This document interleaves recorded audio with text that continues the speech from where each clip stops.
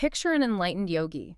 Like right now, just get a picture in your mind. I'm guessing most people are picturing someone in a cave. Right, exactly. You're likely visualizing a monk sitting in absolute perfect silence in some remote Himalayan cave. Draped in simple robes. Yes, simple robes, totally detached from the world, just radiating peace. Not like a care in the world. Not a single one. But now, take that exact same enlightened master and picture them sitting in a chaotic corporate boardroom. Okay, that's a visual. Right. Picture them dealing with a screaming, rebellious teenager or, I don't know, paying international corporate taxes. Away. Navigating a really tense argument with an ex-wife. I mean, it almost sounds like a joke. It sounds like a sitcom setup, honestly. It really does.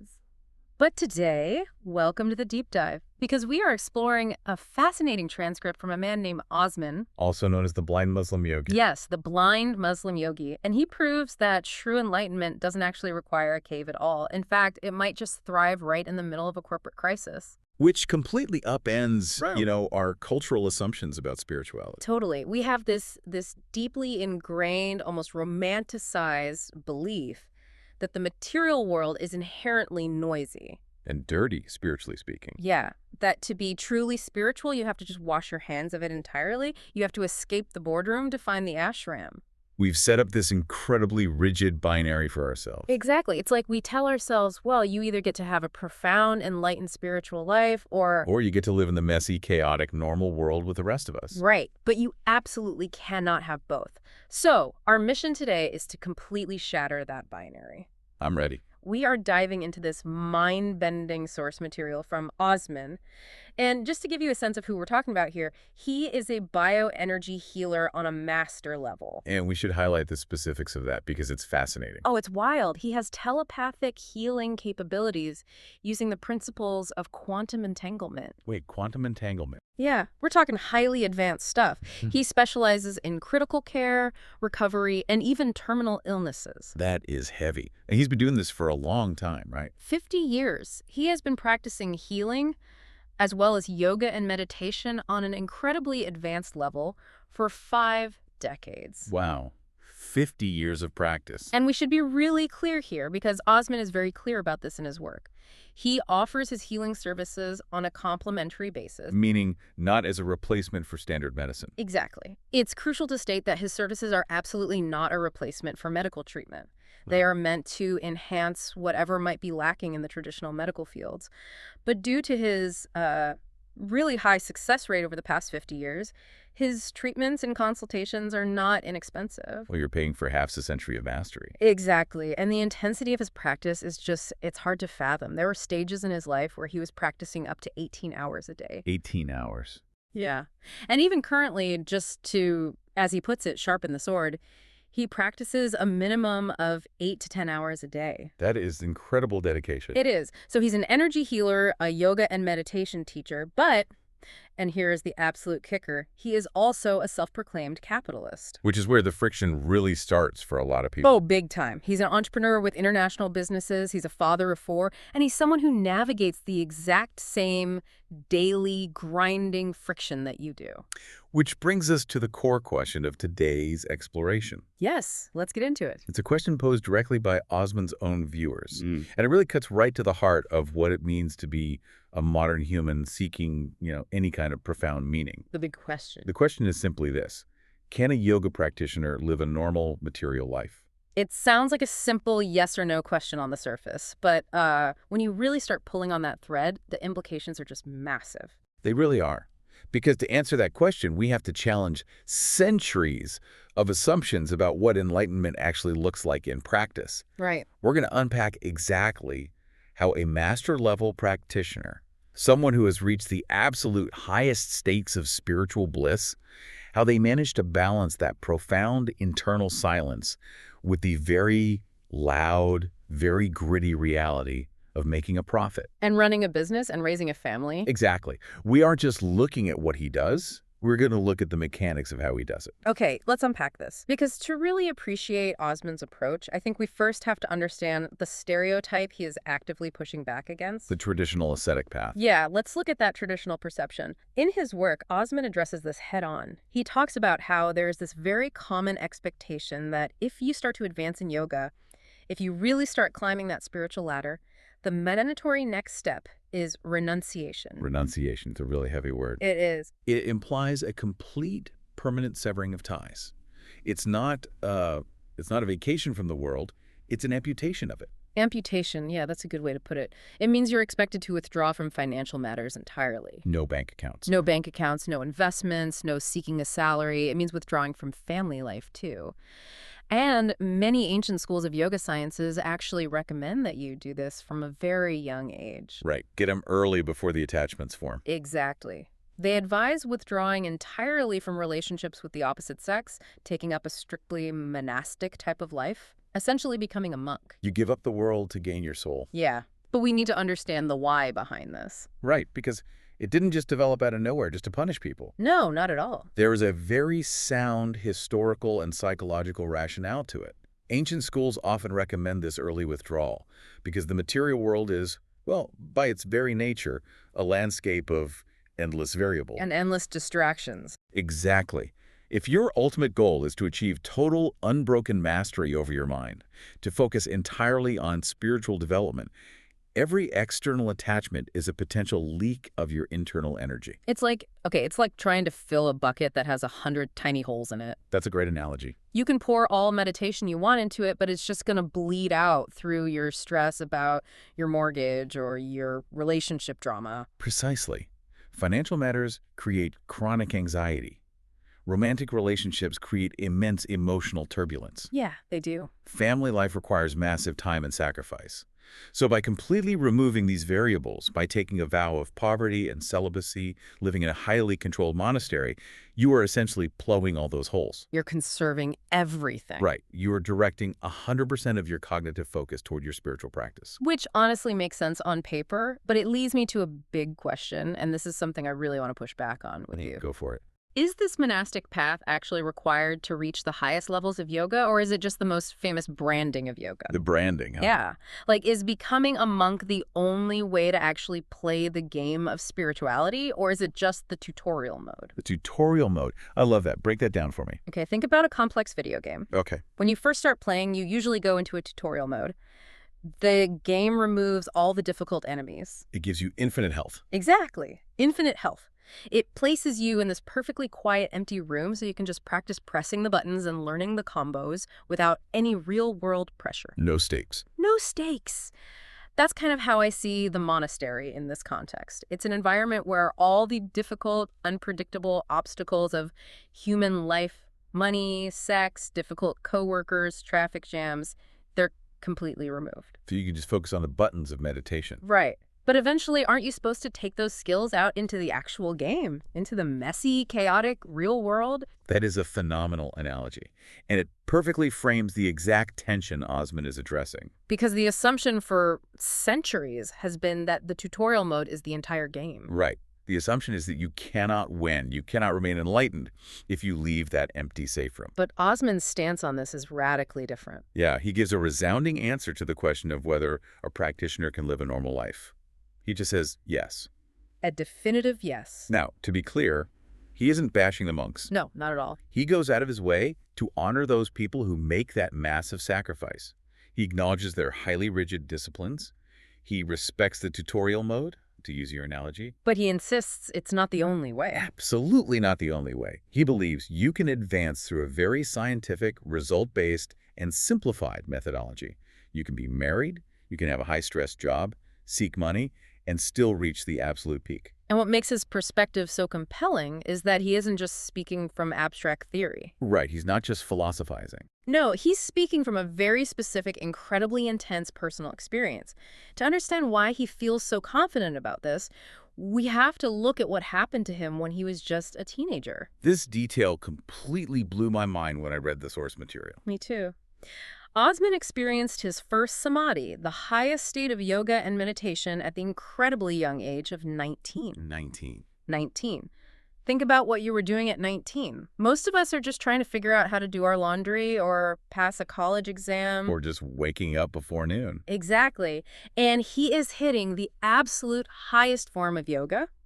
And not only that, The text notes he attained this state not just through one path, but through 4 or 5 different pathways. It's a staggering achievement, and we really need to pause here and break down what Osman actually means by samadhi, Yeah, let's define that. because this is a term that gets thrown around a lot in modern casual wellness spaces.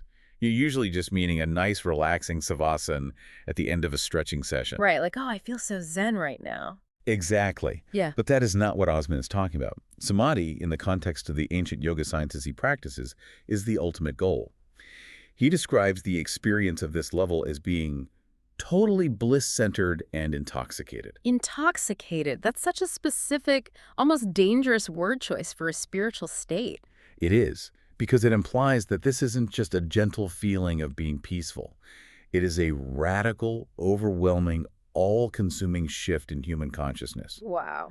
When you reach this state, the normal boundaries of your ego, your anxieties, your connection to the mundane world, they simply fall away. They just dissolve? Yes, you are so consumed by this profound internal bliss that external realities literally lose their grip on your neurology. So he explains that people who hit this advanced level withdraw from material life not because they're actively shunning it or angrily renouncing it. But because they are literally unable to focus on it anymore. Right. Their state of mind becomes completely structurally different. And he gives this wild, striking example to illustrate just how different that state of mind is. A clothes analogy. Yes. He talks about people in this advanced state being so blissed out, so intoxicated, that they lose interest in the most basic social norms imaginable. They wouldn't even care about wearing clothes. Exactly. He says they would be entirely prepared to walk the streets completely naked without feeling an ounce of shyness. What's fascinating here is what this reveals about the underlying mechanism of social constructs. Yeah, think about it. Why do we wear clothes? Obviously for protection from the elements, but beyond that, we wear them because of social etiquette. And fundamentally because of a learned sense of shame or modesty. Exactly. Our egos dictate that we must present ourselves a certain way to be accepted by the tribe. We are terrified of social exile. Right. I mean, if I walked outside naked right now, I would be absolutely mortified. You'd be paralyzed. Paralyzed. My heart rate would spike. I'd be in full fight or flight mode. I'd be obsessed with what people were thinking of me. Because your consciousness is entirely tied to the material world and the opinions of others. Your identity is wrapped up in that external validation. But Osman is saying that in the state of samadhi, that entire mental architecture just dissolves. The part of the brain that processes social shame just stops firing in the same way. You become, in his words, insane in that way, Right. where you simply do not feel shy anymore. The internal reality of that bliss is so overpowering that the external social construct of shame completely vanishes. Now, just to clarify, because when I first read this, I was picturing him just wandering around naked. Right, and we should definitely clarify, he isn't saying he does this. Exactly. He makes a point to say that the only reason someone in that highly advanced state even bothers to put clothes on is simply to obey the laws. Right. Because an advanced practitioner isn't out there trying to be a rebel or disobey the law just for the sake of being edgy. They understand social etiquette exists. But internally, the feeling of shame. Zero inherent shame. If it wasn't socially improper, they'd have no problem being naked in front of anyone. It's just a profound, radical detachment from the invisible rules that normally govern human behavior. It's the ultimate liberation from the ego. It's the realization that you are not your social standing. Yes. But this brings us to a really critical crossroad in Osman's life. Let's talk about that. He has achieved this staggering level of samadhi at age 19. He has reached the summit. And because he was so advanced, the transcript reveals that he received invitations from multiple monasteries. Multiple. He had the opportunity laid out right in front of him to dedicate his life full-time to that practice. He could have completely withdrawn from the material side of life. He could have focused entirely on teaching people the spiritual, psychological, and physical functions of yoga in a protected environment. He had the golden ticket to the tutorial mode. He really did. He could have been the guy in the cave or the revered monk in the ashram, completely protected from the friction of the world. But he said no. Which is wild. Why did he say no to the monasteries? He says that he simply didn't feel that the monastic life was natural for him. And that word is incredibly important. He isn't disrespecting the monks. He says clearly it's their choice and he honors it, but he recognized something inherent in his own human nature that required a different path. He realized that for him, hiding away wasn't the ultimate expression of his practice. He realized he wasn't meant to play the game in the empty room. He was meant to take that profound internal bliss, that samadhi, and road test it in the absolute messiest, most demanding environment The possible. modern material world. Exactly. And that realization forces us to look at exactly how he chose to engage with that world. Because he didn't just dip his toe in, you know? No, he did not. He didn't just get a quiet desk job. He dove headfirst into one of the most stressful, attachment-heavy arenas known to humanity. He became a capitalist. This is where the paradox becomes incredibly sharp, and where a lot of traditionalists might really balk. Totally. Because in his work, Osman proudly self-identifies. He says, I am a capitalist. He's an entrepreneur with international business and clients all around the world. He flat out admits, and these are his exact words, that he has a healthy appetite for creating profit. Okay, I have to stop right here and play devil's advocate on behalf of anyone listening. Do it. Wait a minute. Isn't the pursuit of wealth the exact definition of greed? That's the immediate thought, right? How does a yogi, someone who understands the profound detachment we just talked about, someone who would walk the streets naked because they care so little for material constructs, how does that person justify being a capitalist? It seems like a contradiction. Doesn't the very act of seeking profit inherently pull you out of spiritual alignment and drag you right back into ego? That is the exact tension Osman is navigating. And his defense of entrepreneurship completely redefines how we view profit. Tell me more. He addresses the accusation of greed directly because he knows that an entrepreneur is often considered like the peak of greed in modern society. But he explicitly states, I don't consider myself greedy. Because he doesn't view profit as merely hoarding gold in a vault for personal ego. He views it through a lens of societal utility and energy flow. He argues that entrepreneurs are actually the lifeblood of the economy. Interesting. He lays out what I see as a three-pillared defense of business. And I really want to dig into these because it's not standard corporate PR. It's a yogic view of economics. Okay, let's break down those three pillars. What's the first one? The first pillar is job creation. Osman points out that entrepreneurs are the ones providing income for employees. Right. They are generating the livelihoods that allow other families to eat, to have shelter, to survive. So it's an act of service. It's not about the boss getting rich. It's about building a structure where others can thrive. Yes. And the second pillar is where it gets really interesting. It's innovation in crisis. Innovation in crisis. He describes entrepreneurs as people with innovative minds who find ways to get businesses to sustain despite very adverse circumstances. They are the ones who take businesses out of the red waters or the deep waters and get them to prosper again. Now think about the mechanism here. From a yogic perspective, navigating a crisis like supply chain collapse or a market crash that requires immense mental clarity. Huge amounts of it. A normal executive might panic. Their amygdala fires, they go into fight or flight, and they make fear-based decisions. They freak out. But Osman uses the exact clarity and detachment developed through samadhi to stabilize those chaotic waters. He can see the innovative solution because he isn't blinded by panic. That makes total sense. His spiritual practice is actually his greatest business asset. Exactly. And the third pillar is social support. He mentions that profitable businesses create taxation, which in turn supports the economy and the infrastructure of the country. So the profit isn't just stopping with him. No, it's feeding the larger system. It builds roads, funds schools, supports the societal safety net. I was trying to think of a good way to visualize this. Earlier, we used the video game analogy. Let's try something else. Let's think about an electrical grid. Okay, I'm with you. If the traditional monastic path is like unplugging an appliance entirely to save power and keep it safe from a power surge, Osman's view of the entrepreneur is like staying plugged into the high-voltage grid of the global economy. yes, I like that. But wait, wouldn't the high voltage blow the circuits of a normal person? Exactly. That's the point. The massive current of capitalism does blow out the internal circuitry of most people. It turns them into greedy, stressed-out wrecks. But Osman's state of samadhi acts as a surge protector. A surge protector. Wow. He can handle the massive flow of energy, the money, the stress, the stakes, without it frying his internal peace.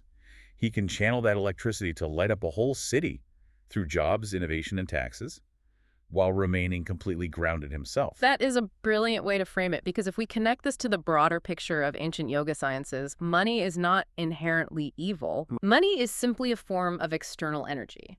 And the crucial psychological mechanism that Osman highlights is the difference between being attached to money, which is greed. And utilizing money as a tool for growth. Right. He explicitly states that he works for profit and he has made lots of money. He isn't shy about it at all. Because he has experienced the intoxicating detachment of samadhi, his internal state isn't dependent on that money. If he lost it all tomorrow, his core self remains completely untouched. He can have a healthy appetite for creating profit without becoming a slave to it. He can build an international business without his ego becoming entangled in the balance sheet. He can play the game of capitalism without ever forgetting that it's just a game. He's in the world, but not of it. Precisely. And maintaining that kind of detachment while handling massive amounts of external energy requires an immense, almost superhuman amount of balance. Which brings us to another area where balance is absolutely critical. Oh, yeah. Because Osman views money not as a corrupting force, but as a neutral external energy he can channel. But currency is just external. Right. Osman argues that the ultimate test of a yogi isn't how you handle a bank account. It's how you handle the most potent internal energy a human possesses.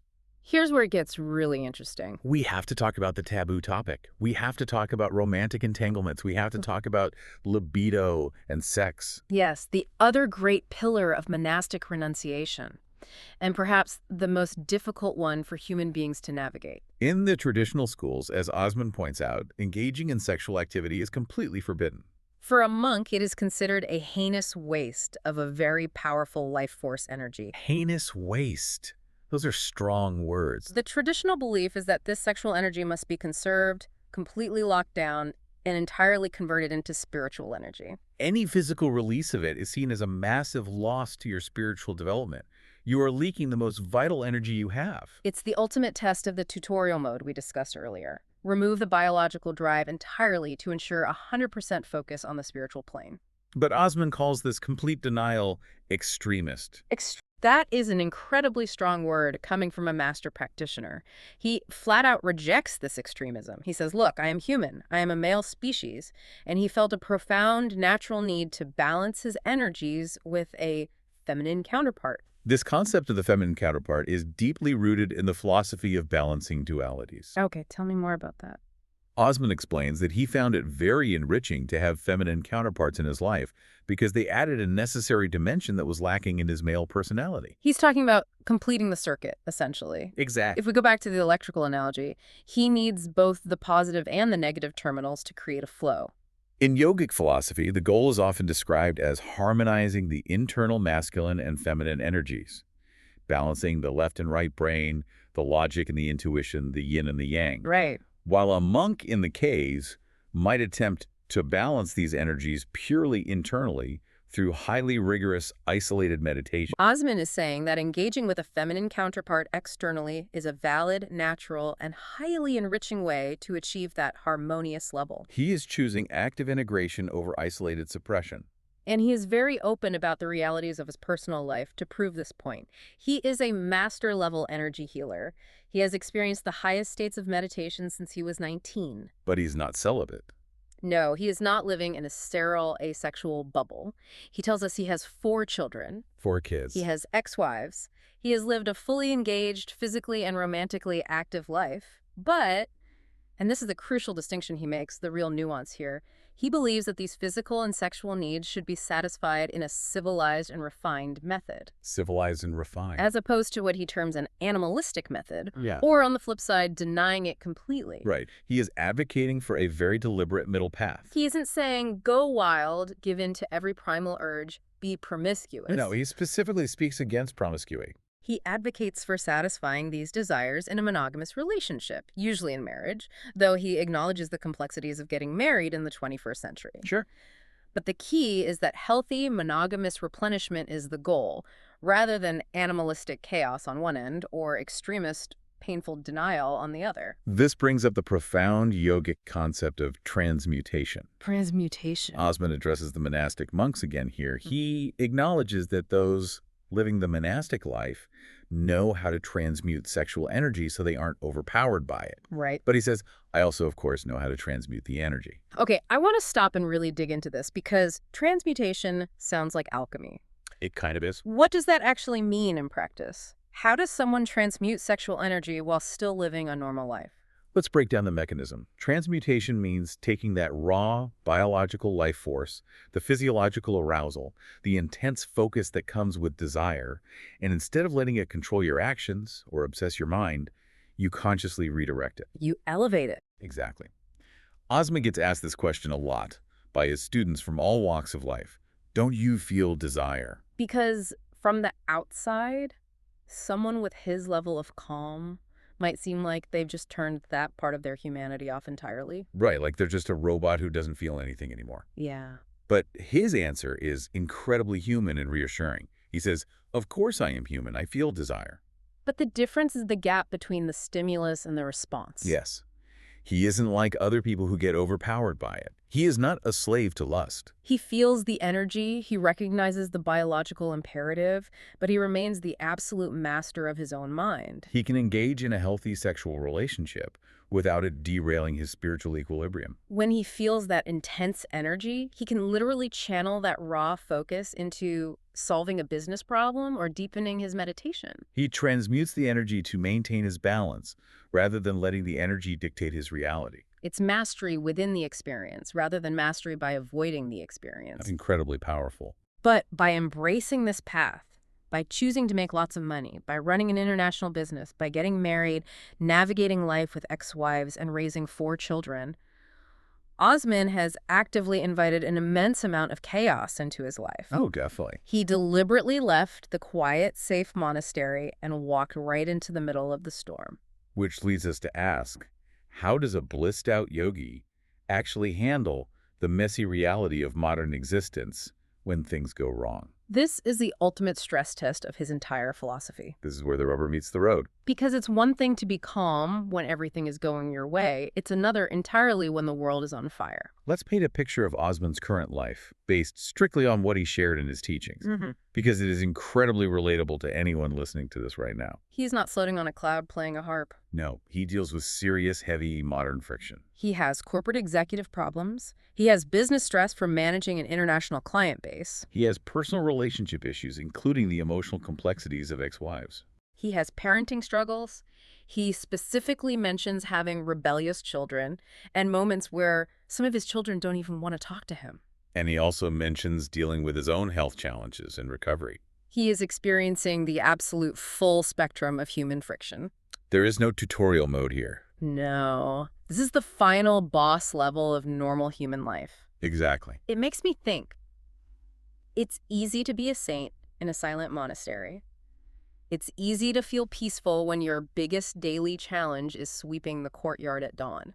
Right. It is a completely different ballgame to be a saint when your teenager is screaming at you that they hate you, and at the exact same time, your international supply chain just collapsed and you have a massive tax bill due.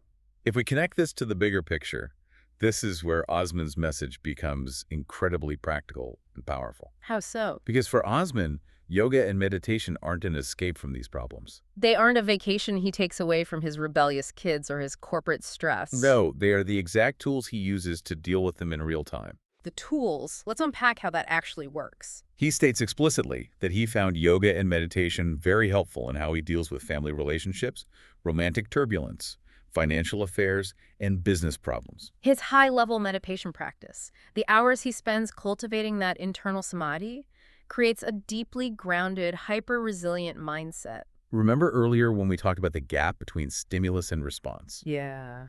That is the tool. When the business is in deep red waters, his meditation allows him to observe the crisis without his nervous system treating it like a life or death threat. He can see the innovative solution without panicking. Exactly. When a child is rebelling and refusing to speak to him, his mastery over his own ego allows him to respond with deep patience rather than reactionary ego-driven anger. He doesn't take the rebellion personally because his ego isn't fragile. The spiritual practice is the literal engine that drives his success and stability in the material world. And this brings us directly to you, the listener. Think about your life right now. Think about the last time you felt totally overwhelmed by a work deadline. Or mortified by a social interaction. Or furious at a family member. Why does any of this matter to you? Why are we doing a deep dive into the life of the blind Muslim yogi? Because Osman's model is absolute, living proof that you do not have to abandon your life to find peace. You do not have to quit your career, run away from your messy family dynamics, or suppress your ambitions to achieve deep mental clarity. You don't have to wait until you can afford a silent 10-day retreat in Bali to start being spiritual.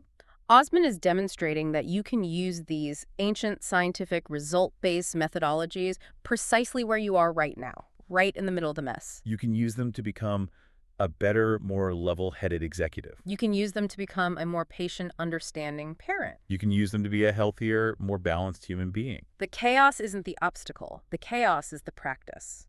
So what does this all mean? Let's bring it all together. The core lesson from Osman's life is a massive, life-altering paradigm shift. Spirituality and material success are not mutually exclusive enemies. They aren't on opposite ends of a seesaw where if one goes up, the other must go down. No, they can actually feed each other. You can reach the absolute heights of samadhi.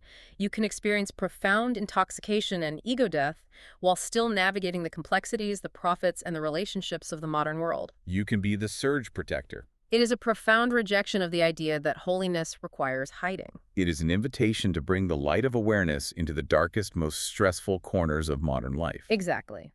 Now, if this deep dive has sparked your curiosity, and I really hope it has, because there is so much more to this than we could ever cover, Osman assures that his viewers know exactly where to find more. Where can they go? He directs everyone to visit his website at yogawellness786.com. yogawellness786.com. Yes, that is where you can explore more resources.